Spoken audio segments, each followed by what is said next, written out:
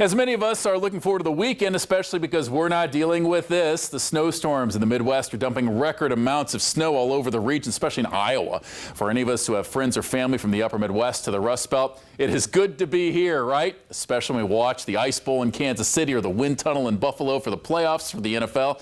Yet this weekend is a holiday weekend for Dr. Martin Luther King Jr. Day on Monday. The U.S. recognized the day as a federal holiday in 1983 to start in 1986. I remember being 11 and watching the coverage in 86. It was a big deal. Florida was one of the last states in the U.S. to recognize the holiday at the state level in 1988 and the last Southeast state to recognize the day.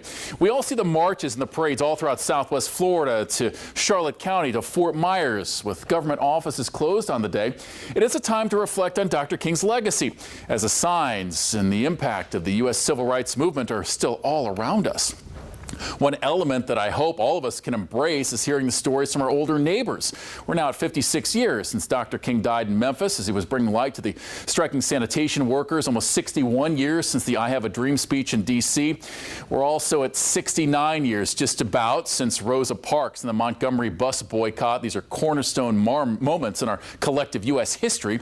That passage of time also means the firsthand accounts of what life was like then and what obstacles people faced or had to overcome are getting more difficult to come by.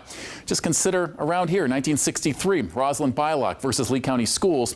She was a senior at all-black Dunbar High School in Fort Myers and wanted to transfer a couple miles west to Fort Myers High School, which was all white then, with newer textbooks, better equipment. She was denied enrollment. The NAACP filed a suit the next year that Lee County Schools operated an unconstitutional, racially segregated school system.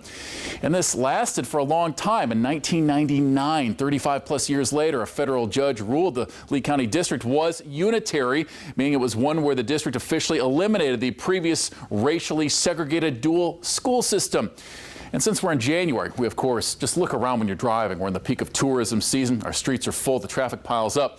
But if you look around some parts of all of our cities, you'll see some of the names that are critical in the civil rights movement. Dr. King, of course, but also names like Veronica Shoemaker in Fort Myers, a florist who became the first black member of the city council with a boulevard that many of us drive on or drive past every single day.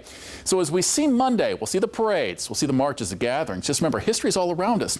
So take it all in. If you're taking the day off, have a safe weekend.